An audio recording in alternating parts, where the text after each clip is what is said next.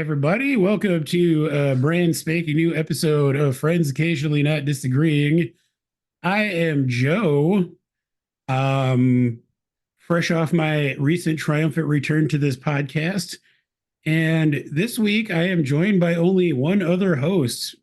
Only the Wah, two of wah. us were worthy to make this journey into another world. With What me a this journey. week, oh, yes, with me this week is Cody. Yay. Yay. Well, as usual, let's start things off briefly by talking about some stuff we've been up to. Cody, I know you said you had something you wanted to mention. Yeah, I have one thing I wanted to plug that I forgot to mention in last week's episode. And this is going to sound like maybe I'm bullshitting everybody on this if you haven't experienced it yet, but we as a family started watching the new Squid Game reality show, and it is amazing. Um, Obviously, if you saw the original Squid Game, it was scripted and it was a whole drama that played out over the course of a fictitious game show to the death. But this is a reality show where obviously they're not killing people, but they have some pretty creative and inventive ways that they are offing players. A couple of the games they have like a what I assume would be like when one of the ink tag goes off if you were to like steal clothing from a retail store and like they have kind of like things under their shirts that just like burst and it kind It's of looks like they've been it, shot. it's called a squib, Cody. I don't know that. I worked in retail for 5 years. There you go. Well, no, I mean in the world of movies and TV, they Oh, have little like blood packs that burst when someone's supposed to be getting shot. It's called a squib. that makes sense. It kind of looks like that, except it looks like it is purposely as ink. I don't know if that's part of the squid thing or what, but Interesting. yeah, but they do that in a couple of them. But they start the show with the same amount, 456 contestants are on this show, and they are narrowing it down till somebody wins. But the trick in this one is instead of um, surviving basically and winning the prize, whoever is the last contestant wins $10,000 for every contestant that was on the show. So the winner takes home $4.55 million if they're the last person standing. It's the single largest prize that's been given away on a TV show. Oh, And it's the way they have filmed and produced this thing. You don't get to know, obviously, all 450 some players, but they have like these little confessionals and what I assume was like excerpts from their intake videos that they did, and like little interviews that they have them do in a little confessional room. But they film it in such a way that you really get to know enough about the players that you kind of start to pick your favorites and have some preferences over who's who. And there's some genuinely touching moments on the show, I have to say, and the suspense with how they craft it together to the viewer is extremely well done. Like I'm shocked how good the show is. now I've never actually watched Squid Game, but I know what it's about. What? I know what it's about, and Cartoon break noise? Quick, quick, quick. does it doesn't the idea of taking Squid Game and trying to turn it into a game show and therefore furthering capitalism feel kind of against the spirit of the original program? Um, I don't know because the person who won in the original game also won a huge sum of money. Hmm, So there was a prize, like they're playing for their lives and also for the prize. But the idea was they found people who were all desperate for money. And so they were all willing to possibly sacrifice their life for the chance to win that money to better their lives or their families' lives. So interesting. It just feels like there's like a weird meta element to the fact it's that they made an actual game show based on it's so that. smart. I haven't looked it up yet, and one of my kids asked me at lunch today, but or dinner today, but I think they're just reusing the exact same rooms and the same sets. Like they modified a game or two Huh, here and there, but it's so smart to just like reuse all the same studio space except do it as a reality show because think interesting. how much money they would have saved on budget just for that. I mean, throw that into the grand prize, I guess. That's cool. But Well, it yeah, sounds I interesting. recommend it. We have, I think, two or three episodes left of the 10. And it just ended a little bit ago. So excited to see the Nice. last ones. Cool. Um, well, I haven't really been up to a whole lot. The one thing I kind of wanted to give a shout out to is live music, which is one of my favorite things. I've mentioned it a million times on this podcast. And specifically, I just recently bought tickets to see someone who has become one of my favorite artists live next year, and that is Jason Isbell. And the 400 Unit is the name of his band. And he's technically categorized as an Americana artist. I like to say it's kind of like folk music, but with just the right amount of yeehaw. He's from Alabama and kind of writes from the perspective of being a Southern man, but he also is incredibly liberal. So he tends to write songs about, politics and struggling with the identity of being a Southern man who feels the way he does and has like lived in the world he's lived in. And Like Neil Young. I kind of actually, I mean, Neil Young is, I know you're saying that jokingly, but Neil Young is actually a huge influence on Jason Isbell. Southern man, Jason Isbell, I feel like, is one of the greatest songwriters of our time, and he's also a hell of a guitarist. So I recommend listeners check out his music and go see him live if you get a chance, because he puts on an incredible show. Yeah, that. Yeah, Cody agrees. Actually don't think I have any concerts booked in the future, which is kind of weird. That's the only one we have as of right now, which is also kind of weird for us. So I guess we'll see what happens. But yeah, that's kind of what we've been up to. And speaking of men from the American South, our main topic today is the latest animated feature film from possibly one of the greatest filmmakers of all time. Kevin That is Feige. right. Alabama's own Hayao Miyazaki. Not Kevin Feige, then. Not Kevin Feige. I am on the wrong podcast. We're talking about The Boy and the Heron, which is the English title of Miyazaki's latest possible masterpiece. Question mark? Question mark. The Japanese title actually translates to How Do You Live, which is maybe a title in question we can talk about as we get into this discussion. I'm not sure which title I'd prefer of those two, to be honest. Yeah, I mean, I think that is an interesting thing, but maybe let's talk about that later after we've kind of talked about the movie more. Yeah, why don't we do that? Well, first I wanted to talk very briefly about our own personal relationships with Hayao Miyazaki and Studio Ghibli. And by that I mean, dear listener, we have previously recorded it as one, but it became two massive podcasts in which we discussed every single film made by Studio Ghibli before this point. So go listen to those episodes. I think it may have also been the Christmas episode as one episode last year. So it's out there. You may be right. But if you want to hear our previous thoughts and history with Studio Ghibli, go check that out. Just skip over the cat returns. Definitely skip over the discussion of the cat returns. But Cody, I really wanted to know, I mean, I know that we both have a fairly strong history with Studio Ghibli. I've seen your t-shirts.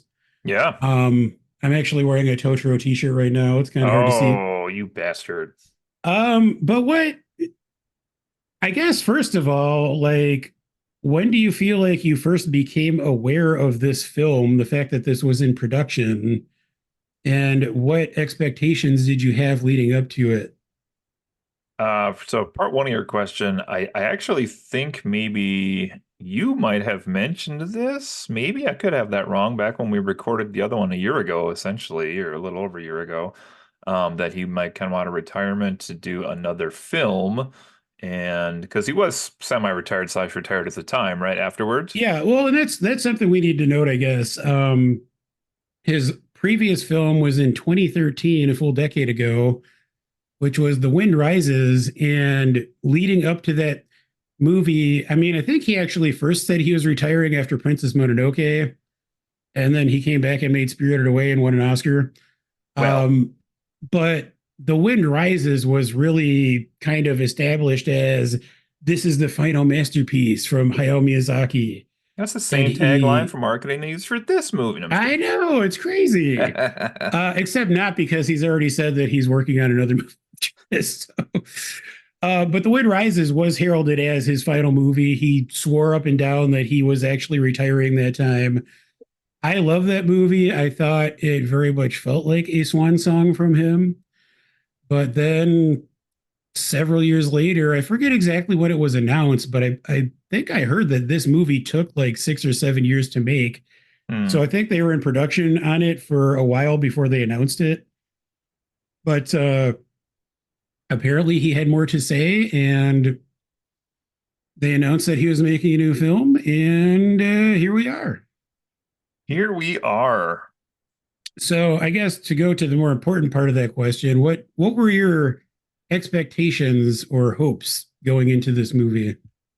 I'm going to disappoint you with my answer here, which is that I purposefully kind of went into this movie blind. I don't even think I saw a preview on purpose for this one. Maybe slash just didn't have time to get around to it. But the day we were headed to the theater, I think basically somebody was like, "What's this about?" And I was like, "I don't know." I don't know. But it's Miyazaki, so we're gonna go see it. That's So fair. that's And kind of where I was at. actually, I had a strong hint though that it may have a boy and a heron. a boy and or a heron. Yes. So it's actually, I apologize to the listener that I keep kind of backtracking, getting sidetracked, but it's interesting that you say that you had not seen any trailers or marketing for this because Oh yeah. one of the kind of more notable and unique things about the Japanese release of this film is that Studio Ghibli, well, Hayao Miyazaki, much to the chagrin of his longtime producer Toshio Suzuki, um, decided that he did not want to release any trailers for the film before its Japanese release. So they released a poster, which was just a single image. It was a drawing of the Heron character, basically, but no other information, no plot summary, absolutely no trailers. Basically, all Japanese audiences had to go off of was that it was a new film from Hayao Miyazaki, which, I mean, for you and I, that would have been more than enough to get us in the theater. Yeah. I think it's kind of understandable why they did a little more marketing in the US, but I honestly think that's a genius idea. I mean, I think it would be really cool to see someone try something like that in the US. I mean, Yeah, I don't it is know. interesting. I had read about that. Maybe just when we got back from the movie, I think actually. But if you have the name power, like you maybe could get away with it. I don't know. It's interesting though, because I mean, who would be an equivalent of that here? Disney probably. Disney, And I feel like before The Force Awakens came out, they could have maybe done something like that. yeah, Like it's a new Star Wars movie, it maybe announcing that it has like I guess they would have had to have announced that like the original cast members were involved in it, but I think they could have maybe done it with something like that. Now, I don't know if it would matter if it was maybe. Star Wars. I guess it depends also. Maybe we should say, are you classifying this in your mind as a Miyazaki movie or a Studio Ghibli movie? Because if you're classifying it as Miyazaki, then maybe you could look at like a blank poster that said the next film by Quentin Tarantino or the next film by uh Well, I think it forgetting his name depends. here. Who am I talking about? Who I'm did thinking Martin Scorsese for no some no, who reason, did but yeah, that could work too. Who did like Inception? Christopher Nolan. There we oh, go. Christopher Nolan. Yeah, like he might be able to pull it off on his Yeah. name alone also. Yeah, I guess it is a little bit trickier just because I mean, anime in general in Japan is obviously much more of a draw to theaters and like especially Studio Ghibli. In Japan, Miyazaki has the kind of cultural cachet of Tarantino or Chris Nolan or whoever. So Yeah. yeah, that is an interesting question. Anyway, I want to say this is I could probably look this up very easily. I believe this became like the highest grossing animated film in Japan, or it set some sort of record like that, Okay. which is kind of even more notable given that it had no marketing. But yeah, it's just an interesting release, kind of an interesting lead up to the movie. I personally, diehard Miyazaki fan.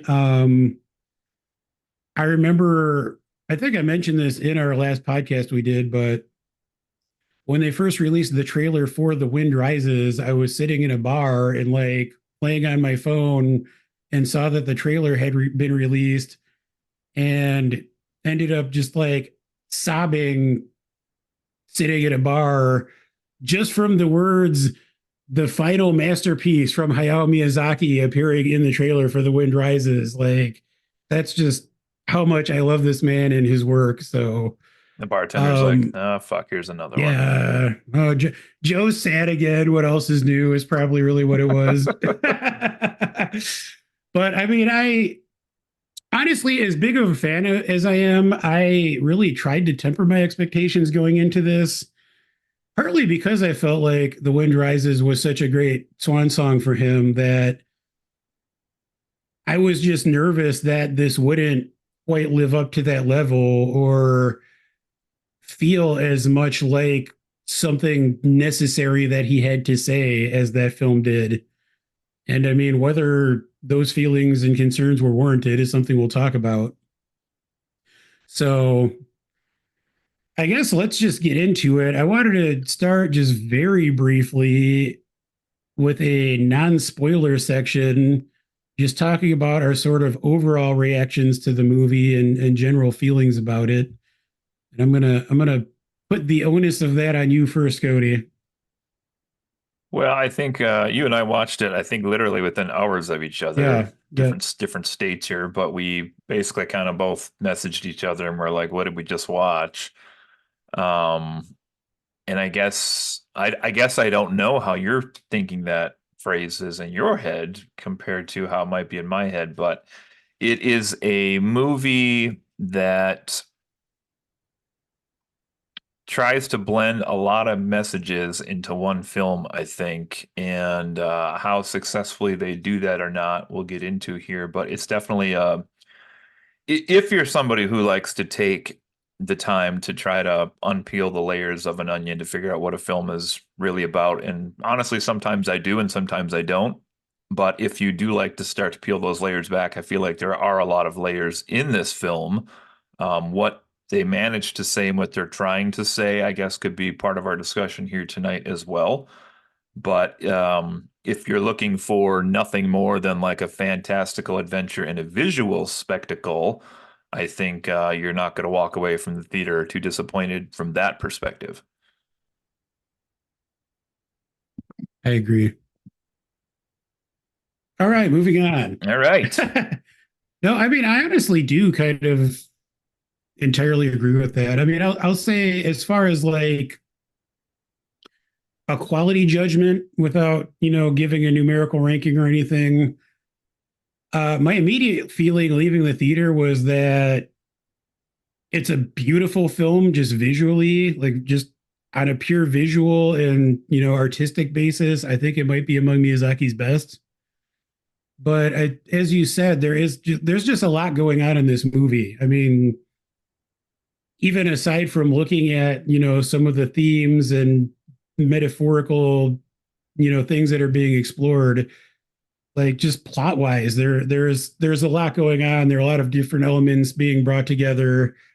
Um, I honestly found some of it a little confusing. There were things that I felt like I didn't necessarily entirely follow. There were definitely things that I wish would have been expanded on a little bit more. Um, so overall, I mean, my immediate feeling leaving the theater was I enjoyed the film, but I felt like it was probably like mid-tier Miyazaki for me. Didn't immediately, strike me as a masterpiece, or certainly not up there with what I consider some of his best films. That being said, the more I've thought about it and the more I've kind of heard some other takes about it, the more I do feel like I need to see the movie again.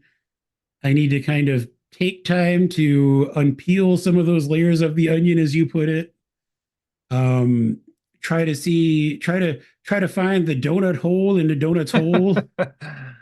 I Um, agree with you, seeing it more than once probably would help with yeah, this I quite a mean, bit. so like if I'm being honest, my immediate reaction was I was a little bit underwhelmed, but I do really think that this is going to be one that the more I see it in the future and spend time with it, I can almost guarantee that my feelings on it will only get more positive, and my appreciation for it'll grow.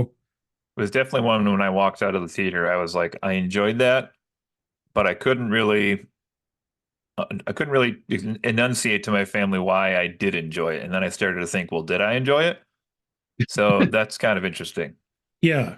I think it's probably how like some people, maybe even myself or like Dave who hosts sometimes will like go watch a Marvel movie and you're like, well, that was good. Then you go home and you think about them and you're like, well, was it good? Like there were some problems with it or Yeah. so. Well, all right. I mean, I think that should give an idea, pretty vague, but should give an idea of our general feelings on it. And maybe some of those feelings will even change over the course of this podcast. Let's find out. Let's Were you going to find say something, out. Cody? No, All right. Well, let's get into it. why don't we get into Um, it? I'm going to do just kind of a very. The weird thing is, for as complicated as this film is, and as much as there is going on, I feel like it can probably be summarized fairly quickly. And then we can kind of get into some of the details. But Yeah. long story short, the main character of the film is 12-year-old Mahito Maki. And at the beginning of the movie, we see it starts in 1943 during World War II in Tokyo. And Mahito's mother is killed during a fire that's brought on by a bombing from the war. Um, so we kind of see that happening very quickly. I do want to note that I thought there was an interesting animation style there, um, Yeah. which I don't think we've seen in any Ghibli films before. Yeah, it looked very different Um, than pretty much anything I've seen, really. yeah, like when Mahito is trying to get to the hospital his mother is in, there's this weird, like, kind of hash mark style. I don't really know how to describe it. But it kind of helps give you that feeling of like panic and almost like God, I can't think of the word right now. Um wow. Like desperation, Yeah, desperation. I just had brain surgery, so forgive me. frantic pacing, frenetic energy. There's a lot going on there. Hold on. I'm gonna claustrophobia. That's the word I'm trying to think of. It always feels claustrophobic, where it's Oh, okay. like it almost feels like the world around him is closing in on him as he's trying so desperately to get to his mother. Okay, I can see that. Um, but just almost off the bat, just kind of a different style of animation than we've seen, and I thought it was pretty effective. But his mom dies. Womp womp. What? What is this, a Um, cartoon? Come on. and then we flash forward a bit, and Mahito and his father are evacuating to the country. And what? Well, come to What are find you? out, come to find out, his dad's been doing some evacuating of his own. We come to find out that his dad has been doing some evacuating of his own. It turns out that his father has remarried, and the woman that he has married is actually his deceased wife's sister. And not only are they married, but she's pregnant. Okay, so Woo! we're gonna pause right there. I know he's narrating as this is going on, so there is a slim, albeit small chance that I missed some audio cue in the movie. He said something like, after the firebombing, my father and I moved to the countryside, or something along those lines that I recall. Yeah. No, was there a specific mention of time in here, though? Um, This was the very first moment that the movie took me out, and I was like, wait, what's going that's on you know now? what? That's a good question. And honestly, I don't have an answer, but I'm glad you raised it because I feel like there were a couple moments in the movie that had a similar effect on me, Uh-huh. where like somebody says something or something happens and it feels like it's like kind of coming out of nowhere, or like I felt like maybe I missed something. But I don't think they do give a firm indication of time. I think they do just say, I think it is just like we're left to infer that some sort of time has passed because they've moved on.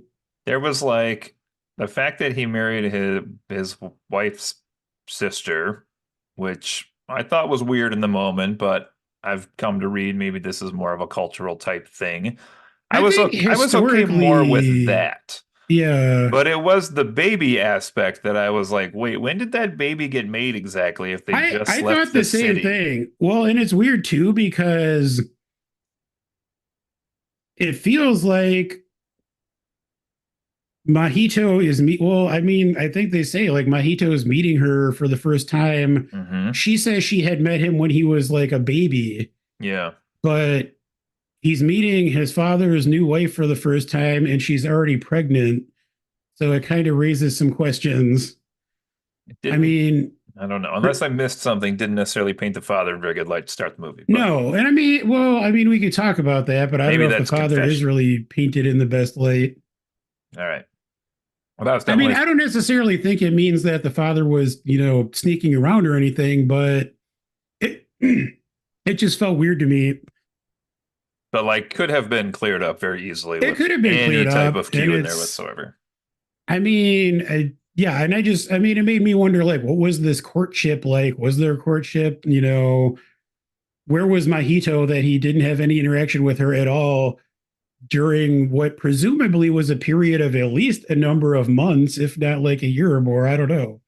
There, I mean, I even went so far at one point as to think like, all right, this dad's been sneaking around on his wife, got her sister pregnant, and then started a fire at the hospital where his wife's at. Oh no, I mean, I did not go I was there. like, damn, all right. I mean, I have other questions and All right. concerns about this. I want to try to just kind of rush through an Okay. All overview right. of the movie, and then we'll come back to some of these because there are a lot of things like that that kind of felt a little weird to me. So back to long story short, Long story short. they evacuate to the country and move into his aunt mom's countryside estate, which is populated by a bunch of like older people, grannies who appear to be servants. I'm assuming that they probably have just been with her family forever and, Yeah, just that live there. again was not fully explained, I No, don't it was think. really never Which it wouldn't have explained. needed to be, but again, there was like the old guy that was there and he was like helping people heal in one part of the area, and I was like, wait, is Yeah, this a convent? I'm confused what's happening yeah, here. that's really that's not really explored. Um, so Mahito kind of struggles to get settled in. He has some trouble at school, it seems like. He also starts getting harassed by a gray heron, which at first it kind of appears in the distance and it just seems like a gray heron. But then over the course of what feels like, I'm not sure if it's supposed to be like days or weeks, like how long the time span is, but it just starts increasingly literally harassing him, Hmm. like pecking at his window. It seems like it's really trying to get his attention for some reason. Um, One day, Mahito gets in a fight with some other kids, and we see him on his way home pick up a large rock and hit himself in the side of the head with it. And it just starts like gushing blood. Yeah, big And time. like he goes home and gets, obviously everyone's really concerned and they treat him for it. And it seems like it really does a number to where he's kind of like immobilized in bed for what seems like, again, days, I would guess. Um, I mean, I had brain surgery and I wasn't out for that long.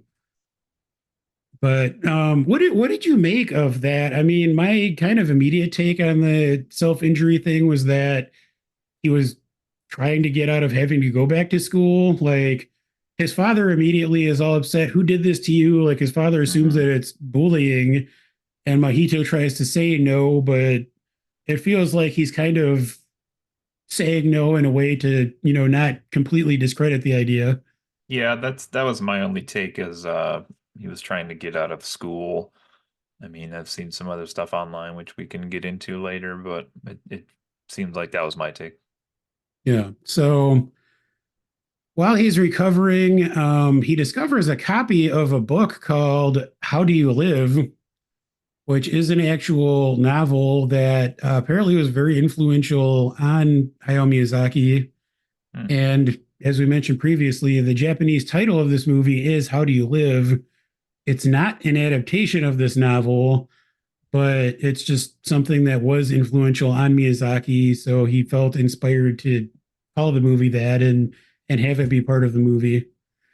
Which I will say, I have not done any sort of research as to what that novel is really about.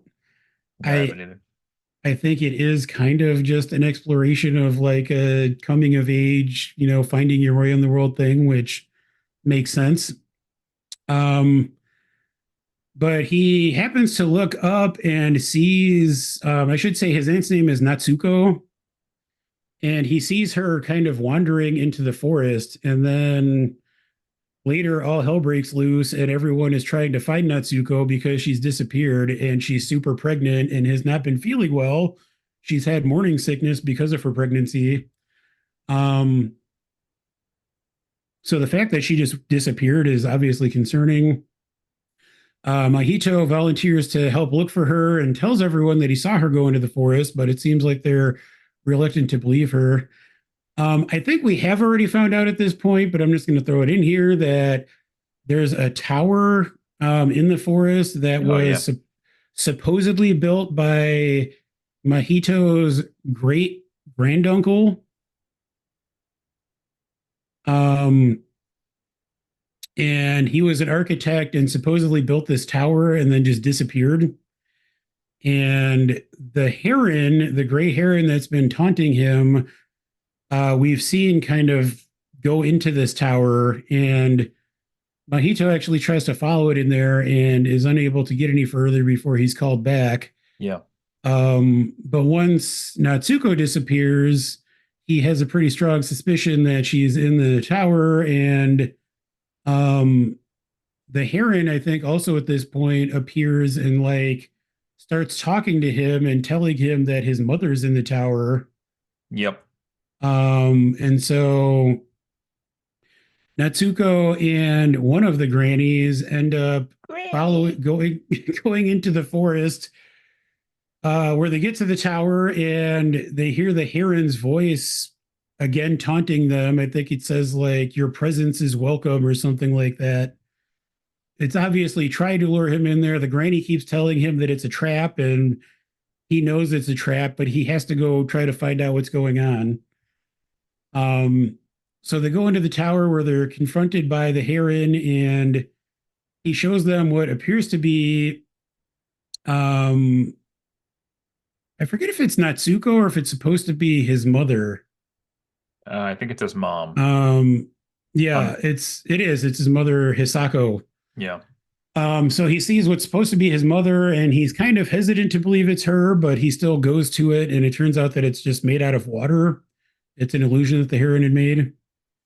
Um, they the heron ends up, well, they demand to know where Natsuko went, the ant, and the heron's kind of being coy a little bit. And then the mysterious master of the tower appears, Dun dun dun, dun. dun, dun, and commands the heron to guide Mahito to find Natsuko. Probably And they, John Lovitz's best role he's ever it's, had.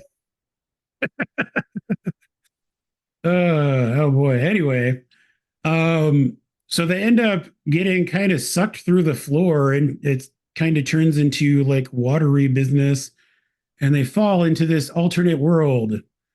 And there they have various adventures and encounter a cast of characters. A world of magic and A mystery world and a of tour. magic and mystery and death and wada wada. Wada wada. Um, Wada wada.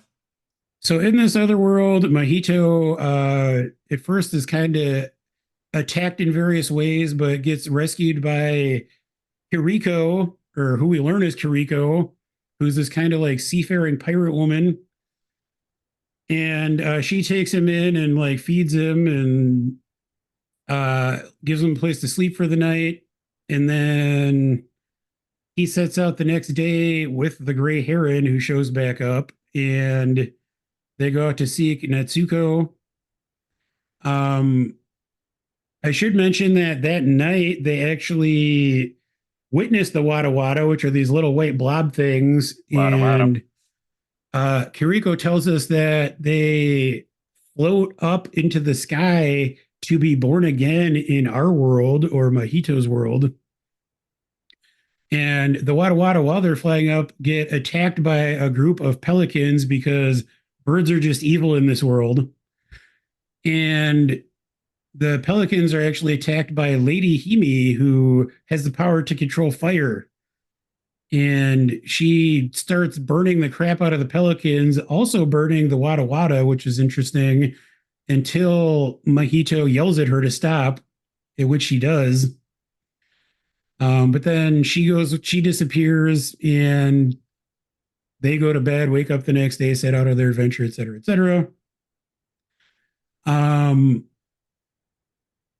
They end up encountering Hime again. Well, actually, I should also mention, so they go out on their adventure. They come to a farm that's overrun by parakeets. And it turns out that the parakeets are kind of like the big bads of this world, which I thought was hilarious. Yeah. I like the character design. They're just like colorful and kind of silly looking, but also weirdly threatening. Yep. So they end up encountering Hime again. She is going to help them infiltrate a castle where Natsuko is being held. All kinds of stuff goes down there.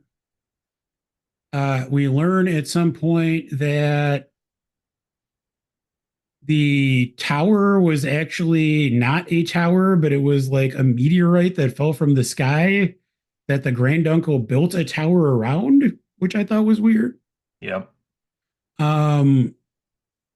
Mahito ends up finally meeting the master of the tower, who turns out to be his great granduncle. Bum, bum, bum. And they have this weird interaction where the great granduncle has like, it's almost like Jenga pieces, but they're in different shapes. Yeah. And he's building them into a tower on this table. And we basically learn that he has to rebuild this tower every 3 days or this world will cease to exist. And he tries to get Mahito to take over this duty from him because he's old and does not have long left in this life. And Mahito ultimately refuses. And then we smash cut to him being prisoner with parakeets, which is another place where I felt like I missed something because it felt like a weird non-transition. Anyway, long story, somewhat shorter. They end up, he rescues Hime. Hime ends up helping them rescue Natsuko. Natsuko and Mahito escape the tower. He realizes that Hime is actually his mother from a younger age, which, backing up, we did find out before he went on his adventure that, I think it was before he went on the adventure, that supposedly his mother had gone into the tower when she was younger and was gone for a year before she reappeared looking exactly the same as she did when she had left. That could be true. So presumably Hime is actually his mother during that time period when she was gone in the tower. But she basically tells him he has to go back to his own time, and she has to go back to her when she was a child so that she can grow up and become his mother. And the world is all crashing around them.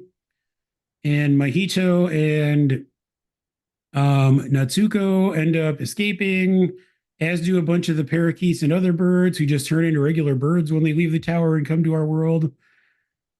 And it's revealed that Mahito took one of the blocks for the tower with him, which I don't know what that means. But that's basically the ending. Mahito escapes with Natsuko, who is his new mom. And then at the very end, it flash forwards to 2 years later, and the family is getting ready to move back to Tokyo. The end. Yeah. And if it sounds like that's a lot that happens really quickly and is somewhat messy, that's because it's exactly what it is. Yeah. So, all right. Basic plot overview. What feelings, questions, concerns, thoughts did you have, Cody? Holy hell. I mean, I didn't have any really. I'm good. Hmm. Just Well, I have kidding. some, so No. I mean, there's a lot going on here. You just want me to pick and choose places to chat about? yeah. Well, and I will say I definitely left a number of things out, but there's so much going on. So yeah, I mean, just jump in wherever you want. Okay, first of all, I think we should talk about one of the title characters in the English version, which is this Heron, who has become instantly one of the most scarring creatures that has been on cinema in this Oh, it's so universe. creepy. Oh my So God. creepy. So essentially his mouth keeps opening wider, and then pretty soon you see a nose, and then pretty soon you see an eye between his beak, and you're like, what the fudge is going Well, on I think here? first, I think at one point Oh, before we really start to see what's going on, he just has like human teeth at one point, oh yeah, that's true too. and that's already kind of weird. And then it just gets worse and worse. Which there's some magic involved there because that doesn't even make sense now that I think about how he actually finally reveals himself. But once he It's finally, Robert Pattinson, everybody. yeah, I was gonna say this movie has five MCU actors and two Batman in it as well. So this has really got a lot going on. And it reunites the stars of The Lighthouse. It does also do that, including the mermaid. Just kidding. Uh, uh, but yeah, Wada the wada. Heron was quite creep-tastic. So That's actually one of my first notes. I like how dark and creepy a lot of the film is. The gray Herod is super weird, especially at the beginning. yes, interesting character because he is kind of mysterious, he's threatening, and then later kind of an ass towards Yeah, he kind of like Mahito. once And he that, reveals his more human form, he kind of is like a bumbling idiot, yeah. which it is kind of an interesting transition because he's so creepy in the Heron form. And then he kind of comes around to helping Mahito. Yeah. Well, and that's again because of other parts of the plot here, which was he gets shot by Mahito, and then Mahito fixes the hole in his beak with like He a sure does. piece of wood or a cork or something, whatever he had. Wood, I think. It was like a stick that he kind of whittled down until it looked like a cork shape. Yeah. I thought, man, that scene just gave me some like visceral feelings, just yeah, shoving that to his beak. So speaking of unexplained things that just seemingly turn up to help further this plot along, this kid is going around kind of picking up heron feathers early in the movie. And then because he crafts himself a bow for defense against this heron or to kill this heron, he makes an arrow which doesn't fly very well. So then he decides to put some kind of feathers on it to make it fly straighter, which The happens to number be the seven like flight feather. the number seven flight feather. What? Apparently, he used the magic feather off this bird that's like his weakness or something. Yeah, I thought that was weird too. Like I wondered if I had missed something there. And then Well, and then like Mahito kind of acts like he knew what that was, and I don't know if he's just messing with the heron or what, but it seems like it. I yeah, don't it's know. kind of weird. I will say, going back to the him fixing the beak thing, Yeah. I did like that remained in the heron's beak for the rest of the movie. Mm. Like I honestly kind of expected once he, because the heron was like, the person who does the damage has to repair the hole or something like that. So like Mahito had to be the one to do it. But I expected there to be magic there where like once he plugged the hole, it would just like look like a healed beak again. Mm. And I like that for the rest of the movie. You see that little like cork looking thing stuck in his beak. It made it even more kind of like unsettling and weird. Yeah. Um. So what do you think was actually going on with the aunt in terms of? Do you think she was like? Do you think she cared at all about this kid, Mahito, or do you think she was like kind of sad that she couldn't get through to this kid because he was in grief, or like do you think she was doing it as a favor to his father, like to become his mom? Like I don't It's know. hard to say. And I mean, honestly, I think part of the problem with this movie is I don't feel like we really get a strong sense of like any of the characters. Um, but that's a good point, and that's something I really wondered, especially when there is a scene near-ish to the end where Mahito finds the ant in the other world in what they call the birthing suite, and Yeah. she screams at him that she hates him. Yeah. And honestly, when that happened, I wasn't entirely sure if that was the real Natsuko or not, because that felt out of character from what we had seen of her. Um, but I think it probably is. I would guess, knowing that that was the actual her, my guess is that she was genuinely trying to connect to him, and that I don't think she actually meant that she hated him, but I think that she was probably just really exhausted from trying. Also, she's super pregnant, and I think it's fair that she would just, be kind of exasperated at that point and have that sort of reaction. I was just thinking too, for as much as the main character talks in this movie, like this could be the blueprint for the Legend of Zelda movie they're working on. I mean, okay, so speaking of her as his aunt, one thing that really bothered me about this movie is that I don't feel like he acknowledged at all that she was his aunt. Like, there's this weird thing where we're not really directly told as the audience that she was his mother's sister for quite some time. Yes, Like, true. Very late in the movie. I think maybe Mahito, someone says fairly early on that she looks just like his mother. I think that was Mahito, but like, we don't really know what that means.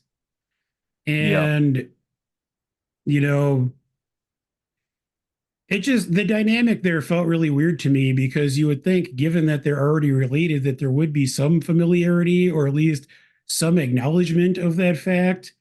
And like, again, this could be a cultural thing. You said that from what you read, it could be a cultural thing. I mean, I know historically in various cultures around the world, it was not uncommon for a widower to marry his widow's sister, things like that. So maybe it's just something that's outside of our own, cultural purview. But I would almost think it would be even more grounds for him to be upset that his father is marrying his mother's sister after his mother died. Like, to me, it seems weird that there's no acknowledgement of that at all. Yes. Yes, that's it. Um, It's just one of those things that could just again have been cleared up somewhat if it had just had any kind of hint to the yeah, audience, or even a hint, because we're kind of like left guessing, like, are we interpreting this correctly or what? That's a surprise. Was it supposed to be a surprise? yeah. I mean, and on a similar note, I don't know if this is jumping ahead too far, but with Himi, um, so when when Mahito first like actually is face to face with Lady Hebe, the fire lady. Yeah.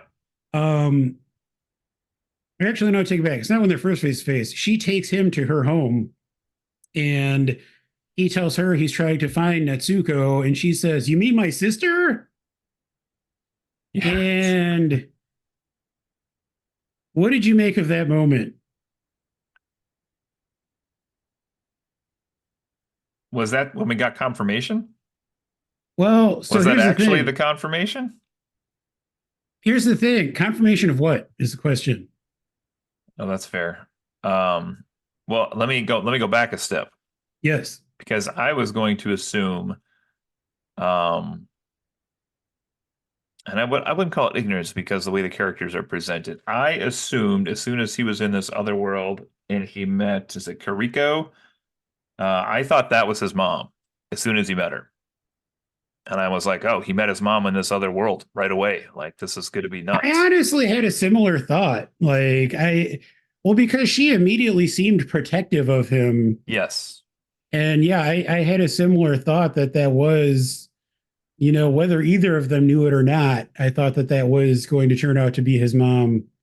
So I think when she did not turn out to be, then the next character with the fire, I was like, okay, this is his mom for sure, even though they didn't say that to us for the long time.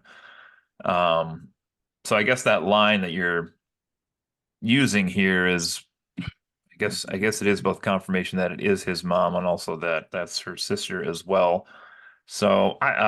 but I think that was the first time the movie was like said, right? Yes, but not just that. See, here's what bothered me. Yeah.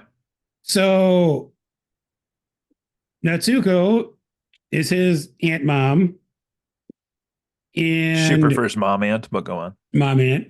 Okay. So yeah, so Himi's like, oh, you mean my sister? And the thought process I go through is, okay, so Natsuko is Himi's sister. We know that Natsuko was Mahito's mom's sister, but surely if Himi was Mahito's mom, he would immediately be like, "You're my mom," but he doesn't. There's Hmm. like, there's not even, he doesn't really even acknowledge that she says, "You be my sister."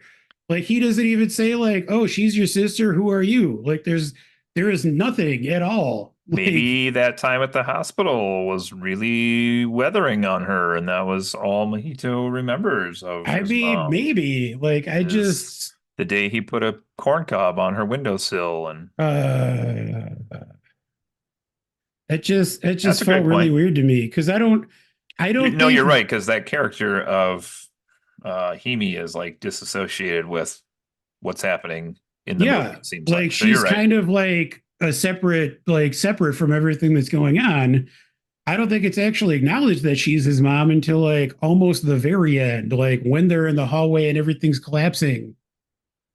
And Yeah. like, I mean, we could talk about that in a little bit, but there were just a lot of things like this that just really felt odd and like they didn't quite add up for me.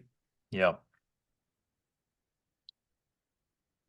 Did you have any other thoughts? I'm just looking back through here again. So I'm just picking and choosing on these, but like, you want to talk about the uncle or you don't want to tackle that yet? Um, yeah, we can talk about the uncle. So his great uncle or great great uncle? I think it's his great grand uncle, I believe is what they call him, Great grand uncle was an which I don't really know what architect. that means, but So this is who built the tower around the meteor, right? yeah, And disappeared, right? correct. To go live in this world that apparently you access through the meteorite. The meteorite is the world. I don't really know how that works But either. also he apparently made the world. It's a little unclear. Yes. So he is like the architect, which is what he was in his world, but he's the Vis-a-vis architect. concordantly, Yes.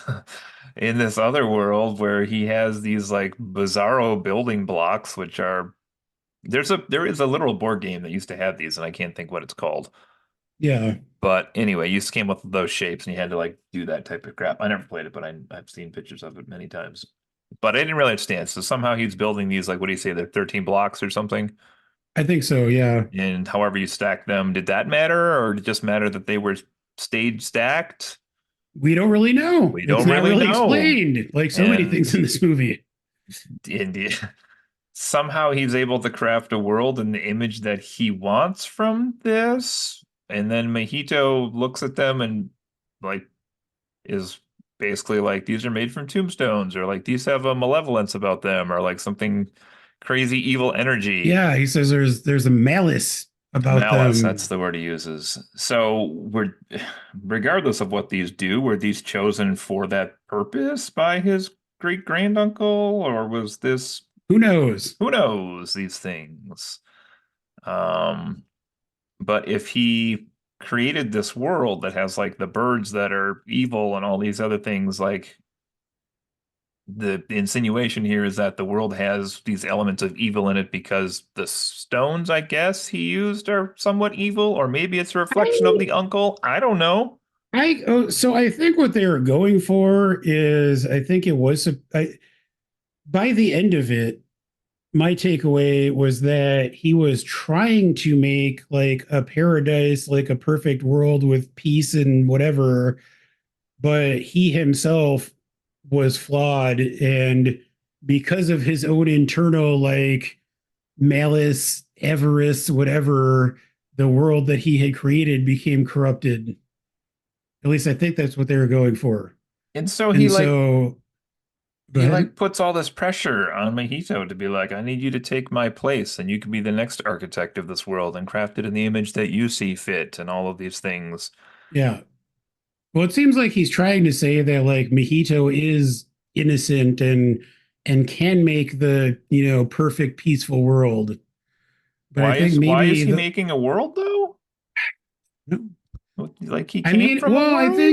I think maybe ultimately that's what the point is supposed to be is no man is really infallible enough to have that sort of power and responsibility. And maybe I'm projecting my own ideas on there, but I think that's probably at least part of what we're supposed to take from that.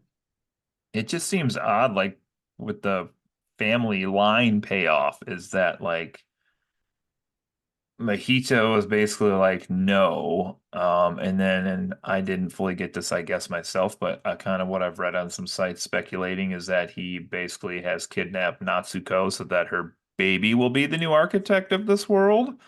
That's why he draws So her there.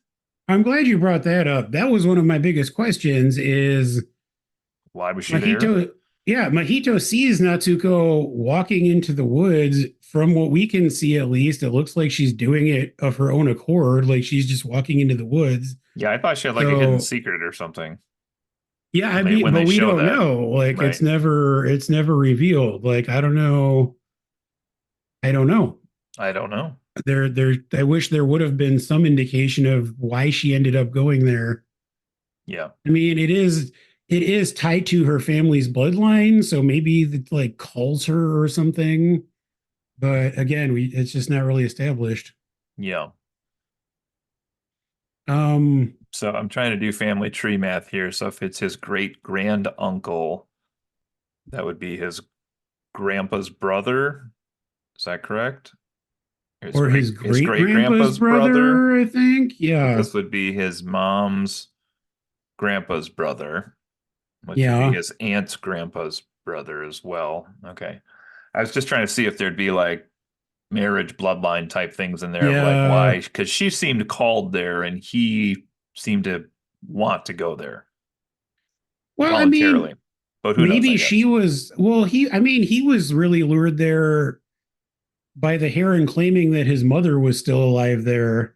And Yeah. like even though he didn't really believe it, he kind of had to go find out because he's still traumatized by his mother's death. So maybe there was something similar that it like lured Natsuko in with. I don't know. Yeah. Hmm. Um, Back I to the guess uncle though, I we'll just to never. finish up this thought is like it just didn't make sense to me when when the uncle's like, well, he doesn't say it in so many words, but he's basically like, if nobody takes over this world, it's going to crumble apart and it's going to disappear. And I'm thinking, so I mean, I will say, and I have some more meta things I want to touch on in a bit, but I think to some extent the great granduncle is supposed to be Hayao Miyazaki. hmm. He spent his whole life creating various worlds, and now that he's getting to the end of it, is there someone who can kind of take on that responsibility? The only thing I thought of in the context of the movie, and I just thought of this while we've been on the air, basically, is the Wada Wada that supposedly birth people in our world. Like, is there an actual danger of that if this world shuts down, then like we are going to stop having births in our world? That's a big question I had is okay, so let's talk about this other world. If you're okay with pivoting away from the uncle, Sure. even though it's tied to him. So my sort of initial thought, and I mean, I did see the trailer, so I kind of knew a little bit about where things were going in this movie. I assume that Mahito was going into the afterlife or like an underworld of some sort. Mm, And, maybe his mom, maybe he would encounter his mother's spirit, which he kind of does in a way. So when he encounters the Mata Mata pretty early on, and we're told that they're going up to our world to be born, I'm like, all right, that makes sense. If it is like an afterlife, reincarnation, maybe, whatever. But then when we later on find out that this is like the tower fell from the sky and is part of some like presumably alien thing, that yeah. kind of makes me wonder how that all adds up. And then I did also have the thought that you just expressed, which is okay, so if the Mata Mata are like basically the souls of infants that are going up to be born, when we see this world being destroyed at the end, what sort of implications does that have? It just, I feel like it just raises more questions than it answers. It seems like maybe the Wada Wada were sperm, Yeah. full thought. And that's where they come from another world. And that's Oh, how they they have, come. that's why they have the babies in our world. See, just I mean, cracked that's it. possible. Maybe, you heard it here. You heard it here first, folks. That's right, Wada people. wada is a cum word. Ay, ay, ay, ay, ay. Anyway, but yeah, I mean, I think that's kind of just indicative of the fact that I don't know if Miyazaki just like tried to do too much and just didn't have enough time to flesh everything out. But I do feel like more so than really any of his other movies I can think of, there were a lot of things that just didn't quite feel like they fit together or like really added up in the end for me. Yeah, I would agree. Do you have any other thoughts about this world? Just, I mean, it's such a strange place. Like, if if the uncle is architecting this whole thing, so who is, how about this? Who is Kiriko supposed to be then? Is that just a character So, that exists solely in this world? no. Okay. So Kiriko is actually the granny that followed him there. Oh, that's right. Okay. That's like her younger version, like his mom's basically. Yeah. That's right. And then, well, because remember at the end, I forget who gives him the like carved version of her, like the granny form.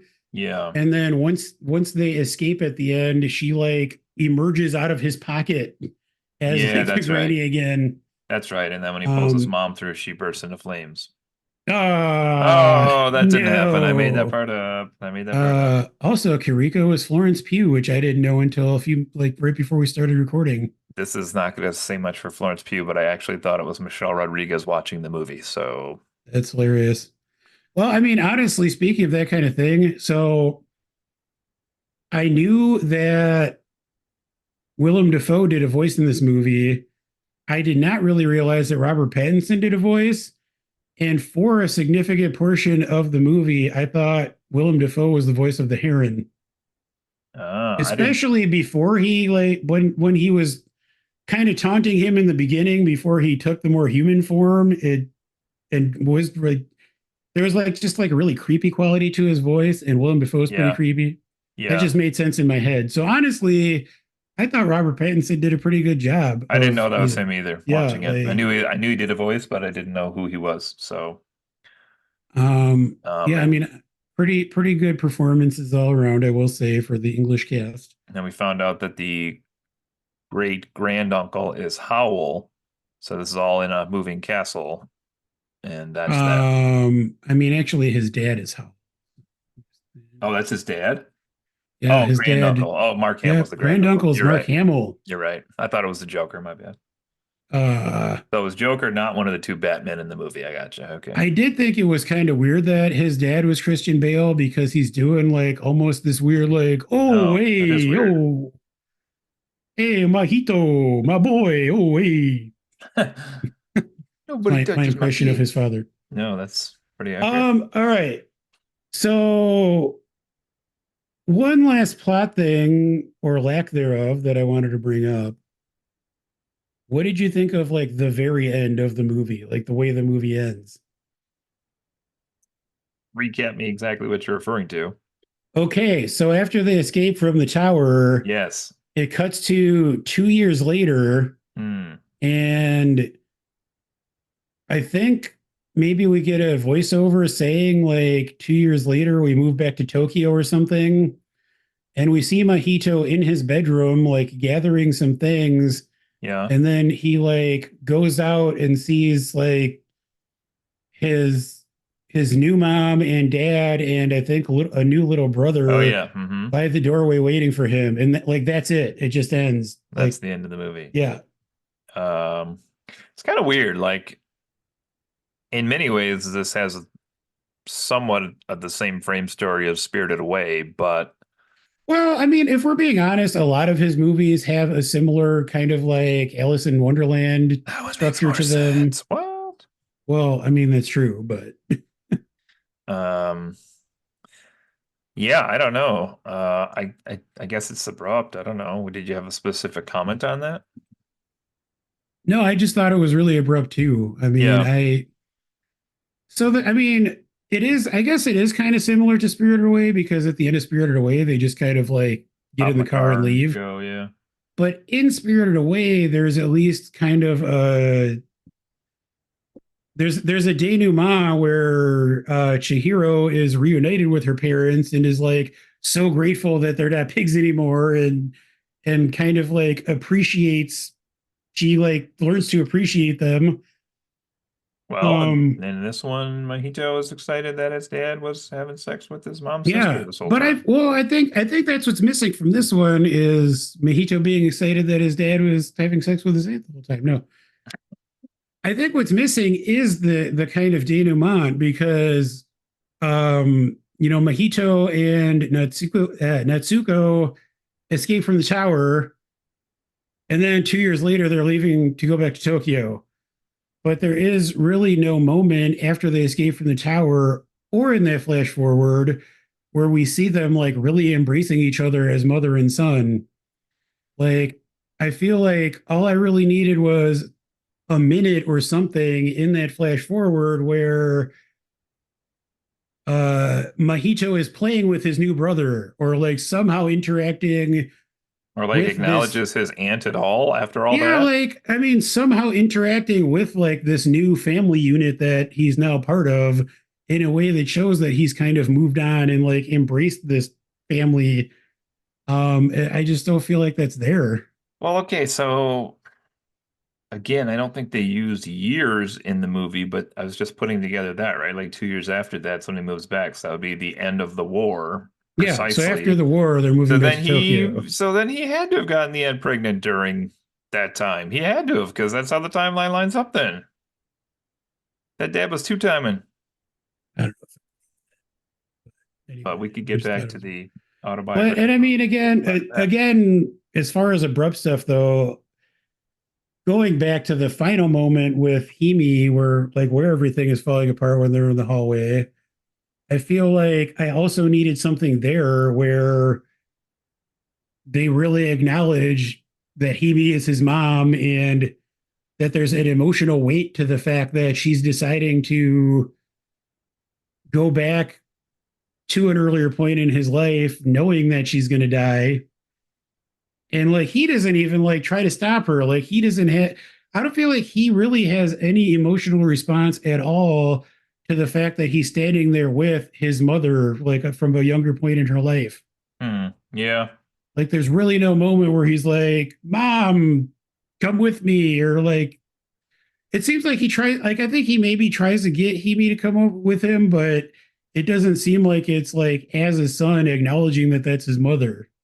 I don't. It's just it's weird. Yeah, even if the mom had been like in some different age sphere that she Yeah. was in, where she was like, I don't know who you are," or something like, yeah, you're right. So I don't know. I just overall for me, I felt like the sort of emotional impact that I think he was going for just didn't really land for me.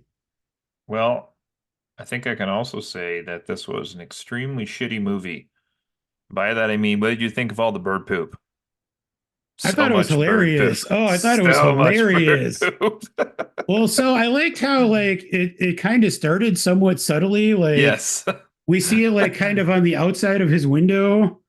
Yeah. And then there's the part where like the heron like comes and like lands on the windowsill and like they scare it off or something. And there's just like a bunch of shit all over like the inside of the room. And then my favorite part was at the end when they are escaping the tower. Yeah. Natsuko just has bird shit all over her. Like, oh, it's amazing. That's fantastic. I loved it. I did want to point out a couple like sort of meta autobiographical things. Did you have Yeah. anything else to say about the Uh, movie itself? I don't think so. I think it just really Yeah. goes from like point A to point B to point C without a lot of context for the viewer, Yeah. which I think is going to tie into what you're saying next year. Yes. So one thing that I did not really know until after I watched the movie is that this is the most autobiographical film Hayao Miyazaki has ever made. And there are several elements from his own life that make appearances in this movie. Um, Miyazaki has said that some of his earliest memories are of bombed out buildings. He was very young during the war. His father was actually the president of an airplane company, which I don't think we mentioned, but Mahito's father in the movie is as well. Oh yeah. But Miyazaki's family, his brother, his uncle actually owned the airplane company, but his father was the president of it. Um, During the war, Miyazaki and his family actually did have to run away to the countryside to get away from the bombings and whatnot. So that's very personal to him. Also, Miyazaki's mother has been like one of the main influences in a lot of his films. Um, he was very close to his mother, but his mother also was very ill for a number of years when he was younger, and actually spent a few years in a hospital.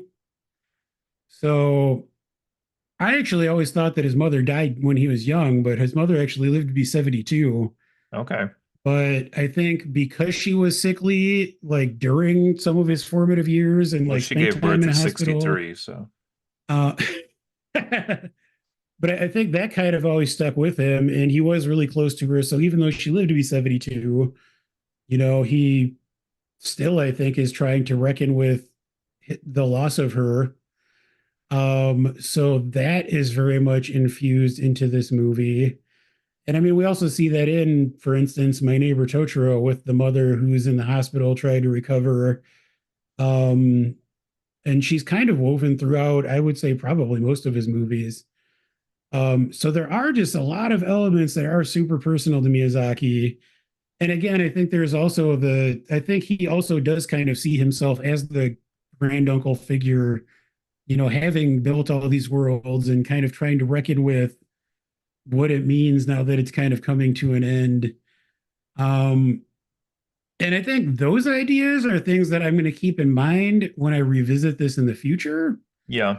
Knowing that it had that sort of depth for him, I wonder if that will make me feel any differently about the movie. Well, Um, I mean, it does beg a bigger question here, which is I feel like this is a great movie for Miyazaki himself. yeah. I don't know that that translates to a great movie for audiences. Well, and that's fair. And that's kind of what I was going to say is I have to wonder if it was so personal to him that he just kind of made the movie he wanted to make, Right. even if that movie didn't really make sense for anyone other than himself. That's kind of And what I'm thinking here as I well. feel like that might be the case. Or conversely, like he just was too into it to notice how other people wouldn't be able to connect the dots that he had in his mind. Yeah. I do have to share, sorry to interrupt you, but I have to share. I was reading other articles here. This article on Looper about the ending of the movie. You're gonna love this line. It says, Oh boy. Once Mahito and Natsuko return to their reality, they embrace, is it Shochi? And the Yeah. film ends on a flash forward showing the close-knit family they've become. No, it sure doesn't. Okay, so I was let like, me read from the summary on Wikipedia because I think this feels more accurate. okay. All of the alternate world's inhabitants also escape, transforming into normal animals in the process. The Heron tells Mahito that he will eventually forget about what happened in the alternate world before bidding farewell. 2 years later, Mahito moves back to Tokyo with his family. That seems a little more accurate. Like, just how matter of fact that is how it feels in the movie. It's just So like, So Go ahead. the pelicans get out, the parakeets get out, which we didn't even mention the wonderful performance by Dave Bautista here yet again. This Oh guy's boy. just, He but is the parakeet king of my heart. right, the ant gets out, Mojito gets out, the I guess Kariko gets out. in a way she gets out, I guess as well. But the mom dies in that world. The great granduncle dies in that world. Is that what's happening here? The mom doesn't die. The mom. So okay, and She's this is already really dead, Joe. Spoiler. well. No. So She's voiced by Bruce Willis. this is something that I had to piece together a little bit afterwards because it's not made explicitly clear in the movie. But I'm pretty sure what's happening is Amy is the mom from the point in the past where they said that she disappeared for a year.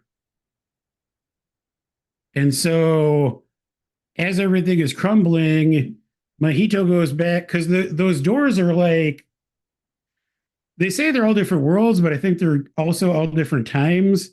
So Mahito goes back to the time he came from, and Himi goes back to the time when she was younger, and that's where she reemerges after they say she had gone into the tower and disappeared for a year, and then came back looking the same as she did. So she doesn't die there. Back She to her leaves the time period. tower back in her youth so that she can grow up and become Mahito's mother, etc. But But also, again, that's if that not made very clear. is the case, then why is she the fire spirit if that didn't happen yet in her life?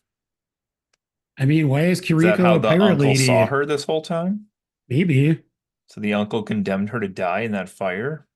He Ah, had the Heron start the hospital fire? that son of a bitch. This is getting dark quick now. It sure is. Yeah, I Um, don't know. I'll just say it's a little convoluted.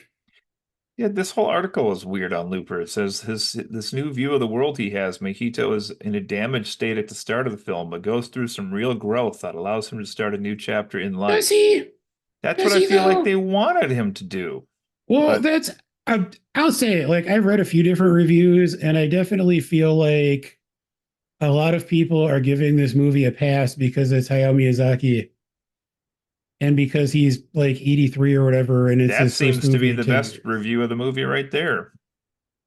In short, The Boy and the Heron is another example of Miyazaki's confidence in younger generations finding a better way. Is that what he was doing here? Is that what he was trying to say? Kind of feel like he was saying we're screwed. I'm going down. I mean, okay, well, Oh, this I is mean, just I think there's supposed to be some optimism in the fact that Mahito was not seduced by the possibility of having all the power to control an entire world. yeah. But I don't know. I don't really feel like any of the themes are super well drawn out. Here's another gem. With this world now breaking, is this cycle the family has clearly been stuck in for quite some time finally broken? What cycle? You mean the great granduncle that stayed in the tower? Is that the Yeah, cycle you're referring to? that's the Jesus. thing. It might make more sense if it was a cyclical, like generational thing, but it's not. It's just this dude made this world like 100 years ago, and he's still there. For now, though, it Uh, appears as though the generational cycle that Mahito's family were stuck in is officially broken. there is no generational cycle. Oh, well, Well, and that's, I'll I say this mean, about the movie. It was a much more cheerful World War II movie than Grave of the Fireflies. oh, it sure was. Yeah, it was. I mean, going back to like, why did Natsuko go into the tower? If there was some sort of generational cycle or like familial pool, that would make more sense. But that is definitely not established in the movie. No. Anyway, I think we've kind of, They could have even added like his aunt, like the grannies could have whispered that like his aunt's even been sneaking off to the tower or something. yeah, something Something. like there's like nothing to establish a Uh, connection between her and the tower besides the blood. uh, Anyway, any final thoughts before we try to rate this thing? I don't have any final thoughts, but I will just say again to the audience, if you're going to watch this, even with all of the stuff we just chatted about in this podcast episode, I'm sure there are still elements that we left out by forgetting about them because there's that much stuff crammed That's in fair. Yeah, hour there's and a a half or lot. hour 40 or whatever this movie It runs. is 2 hours and 2 minutes, I believe. Okay, 2 hours and 2 minutes. There's a lot. There's a lot Yeah, I here. mean, I will say it moves pretty quick for being a 2 hour movie because there's so much going on. That's true. That being said, I did get up and get a refill on my slushie, which I almost never do during a movie. So Oh, oh. there's that. All right. Uh, Well, yeah. let's wrap it up here. Let's Um, wrap it up like his dad should have. Cody, final thoughts and numerical rating for The Boy and the Heron. How do they live? So I still have not put an official number on this in my head, but I think we really hammered home one of the two lasting impressions on me this movie is going to have. The other one we mentioned, but on the positive side of this, I think we mentioned, but I really should bear repeating that it is such a visually striking movie that it was a fun voyage to go on for the time in the theater that we were there. And especially like I had thought about it while watching it, but didn't think about it for this until you had re-mentioned it, like that opening scene with the art style being so different. It really is a different style of art, which when you see a new style of animation, it really does stand out to you, I think. So it's beautiful. The characters are drawn beautifully. The colors are very vibrant, even just like the parakeet colors in the world, like adding a lot of color to the I sometimes agree. dreary world or cool little creatures like the Wada Water, the absolutely giant fish that they spend a scene Oh chopping apart, yeah. which we Oh didn't even boy. mention to feed the Wada Wada, but It sure is graphic. it sure is graphic. All the guts are spilling out. That Ew. was my tribute to Andrew. And then the other side of all this is how much I think it made sense to Miyazaki, but may not make sense to other people. And I think these movies have been around long enough that the longer they've been there, they kind of almost have like a I don't want to say Disney because that's not a fair comparison in America, but I think the amount of people who have seen these movies in America has continually increased. My family being one, like I said, we hadn't seen any of these till about whatever, 10 years ago, 11 years ago now. And to the point where now we were like, oh, it's a new Miyazaki movie. We're going to go to it. And like I said, I hadn't even seen a preview for it because it didn't matter. It was a new Miyazaki movie. We're going to go see the thing. Yeah. But if you and I are having trouble with this, and I'm picturing somebody who may have been one of the casual viewers who walked into this seeing either anime or animation or just a Japanese movie that they finally released here or whatever, they might have more questions than we have as far as like what the hell is going on in this movie because the dots are just not connected that well here and there. It's Um, true. and I'm still really struggling to put a final number on this, but I don't think I can be as nice as that article I was just reading from and give him a pass on all this stuff because I don't think that would be fair to a lot of other things that we have reviewed and that I've seen. So I will say The Boy in the Heron slash How Do You Live gets a final score for me of 6.75. I'm going to go down that How do far, you live with yourself? right? Well, it's just too much. That doesn't make sense. I wish it Yeah, did. that's harsh. I'm Going actually for not too far off from you. Um, I mean, I agree with pretty much everything you said. And I do feel like over the course of the conversation, we may have come off as being harsher on the movie than either of us probably is. And I think maybe that's because his previous movies are so amazing and maybe our expectations were high. But to echo what you said, it is a gorgeous movie. The animation's incredible. Nobody can capture a forest or just a green landscape better than Hayao Miyazaki. And that really comes through in this film. I really like most of the character designs. And it's, even if it doesn't always make sense, it is still just a fun adventure. I mean, I laughed. I was surprised a couple times. I didn't cry, which is the one thing I was really expecting to do going into this movie, but it just didn't Yeah. really have that emotional weight for me, like I said. Um, so at the end of the day, am really not that far off from you. I would give this a 7 out of 10. But with the caveat that I do think if you were to ask me to rate it again in like a year when I've had a chance to see the movie another time or two and kind of sit with it more, that number might go up. Now, do you think that's because you know his life so much and you can read all this stuff behind the scenes? Maybe, but I mean, not necessarily. I mean, honestly, and I think this is something that I talked about when we did the big Studio Ghibli podcast. Howl's Moving Castle, for example, when I first saw that Yeah, movie, I liked it, but I wasn't super high on it. because But he's a whiny bitch. now that's probably one of my top 3 or 4 Miyazaki movies. I think I rated it number 4, maybe. Like Okay. that movie rules, and like every time I watch it, I like it even more. So I mean, yeah, I do think that knowing how personal it is for Miyazaki in this case might make me look at it a little more favorably moving forward, but I'm kind of hoping that the movie itself just kind of grows on me more too. I mean, Calcifer's great.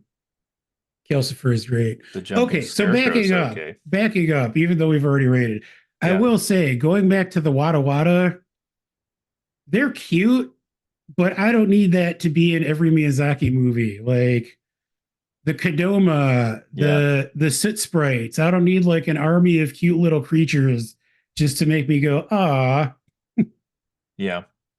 maybe I'm Very, just it's like old and every jaded. Star Wars movie, the last like 10 has had some little cute creature in each one too, you know? Yeah.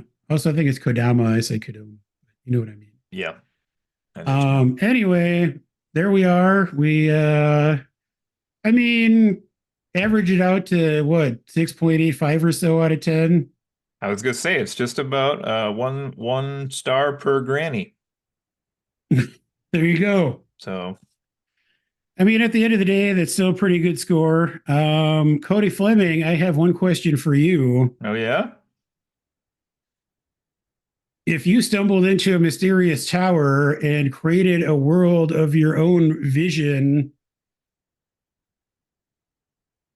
what sort of earth creature would become giant and anthropomorphized and threaten to take over the whole thing? Oh. Well, if I had to create a world where that would happen, my first inclination was a cat, but a cat would be my ally most likely. So it probably would be dogs who are just getting their dirty paws up on everything, relieving themselves wherever they need to, like a dirty, inferior animal that they are. Like a bird pooping all over the place? Just like a bird, be like dogs, but they'd be 10 feet tall. So when they poop, it'd be on people, just like birds. Oh, wait, Yes. there's more. Well, you're supposed to give me that, No. Yeah. but there's more. It's giant kitties. I just say kitties. Anyway, They would well, have fun with that big fish. yeah, they would. Yeah, they would. Or Spock would. He'd probably eat the whole thing I'm himself. honestly kind of surprised there weren't any cats in this movie because Miyazaki seems like he is a cat person. Hmm. Yeah, Maybe next time, maybe that's his next movie. could be. He did say that he's already starting to think about his next film, so we'll see. I talked to him last week, and I have it Yeah, on good authority that this new movie will be called The Cat Returns Again. the cat returns. Yes, The Cat Returns from Returning. Wait, no. I don't know. The cat Some returns and then leaves again. Ooh, the cat leaves. It's the All prequel. right, I think that's going to just about do it for this week. But this has been another episode of Friends Occasionally Not Disagreeing. Thanks Friends, friends, for friends. staying with us, everybody. All right, bye everyone. Bye.